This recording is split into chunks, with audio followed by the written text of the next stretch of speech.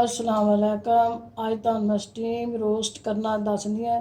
Chicken steam roast एक मुर्गी के 4 पीस कराए सी।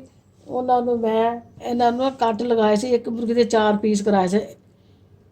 ਇਹਨਾਂ ਨੂੰ ਧੋ ਕੇ ਮੈਂ ਉਸ ਤੋਂ ਬਾਅਦ ਮੈਂ ਲਸਣ ਦਾ ਪੇਸਟ, ਥੋੜੀ ਜਿਹੀ ਸੁਰਖ ਮਿਰਚ, ਕਾਲੀ ਮਿਰਚ ਲਗਾ ਕੇ ਇਹਨਾਂ ਸਾਰਿਆਂ ਨੂੰ ਮੈਂ ਘੰਟਾ ਪਹਿਲੇ ਲਗਾ ਕੇ ਰੱਖ ਦਿੱਤਾ ਸੀ। ਇਹ ਹੁਣ ਮੈਂ ਇਹਨਾਂ ਨੂੰ ਇੱਕ ਕੱਪ ਸਿਰਕਾ, ਹੁਣ मैं सिरके डिप करना। 1 कप सिरका, 2 कप पानी, थोड़ा जिहा नमक पाना, ज़्यादा नहीं पाना क्योंकि नमक उस मैं पूरा लाया है। मैं लसन अदरक का पेस्ट ला के नमक मिर्च सारा कुछ ला के इनू मैं घंटा पहले रख दिता से। हुण मैं डिप कर छड़ना। 4 घंटे डिप करना इनू। 4 घंटे सिरके डिप रहेगा। उस तो बाद 4 घंटे बाद मैं इनू रोस्ट करांगी। उस तो बाद फिर मसाला लगेगा।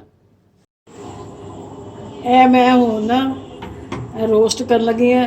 रोस्ट करने वास्ते मैं इनू ऑयल च पान लगी। बिस्मिल्लाहिर्रहमानिर्रहीम।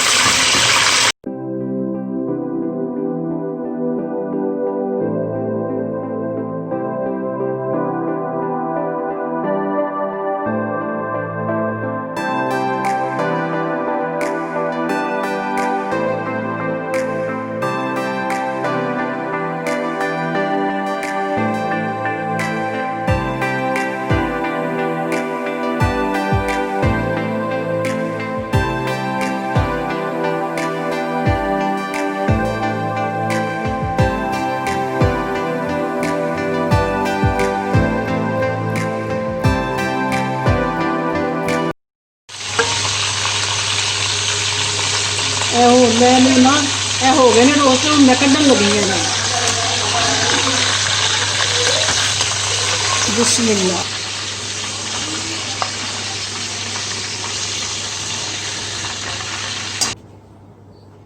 चिकन रोस्ट हो चुके हैं।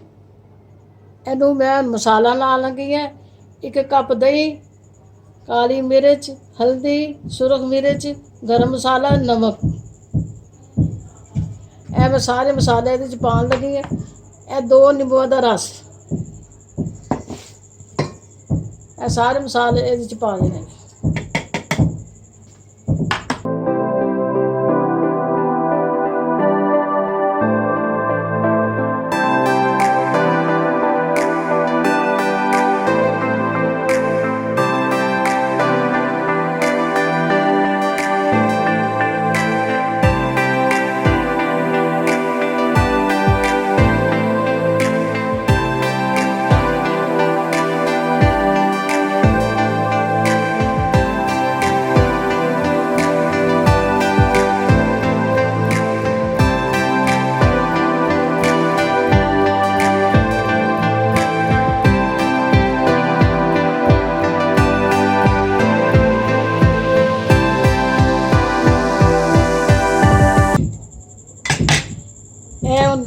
दो तो 3 घंटे लगा रहे या 1 घंटा लगा रहेगा, कोई नहीं। बस पहले मसाला काफ़ी लग चुका है, लेकिन हूँ ज़रा और बस इन्हें हूँ मैं 2 घंटे बाद मैं इन्हों स्टीम करांगी। नीचे ना पानी पाया, डब्बे च पानी पा के रखे। ऊपर मैं छन्नी रखी है। तुम आम मतलब घर किसी बर्तन च भी ऐसा रख सकते हो कि स्टीम हो सकता है। मैं प्रैशर च करन लगी हूँ स्टीम।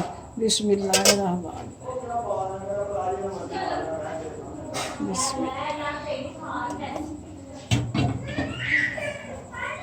बिस्मिल्लाहिर्रहमानिर्रहीम।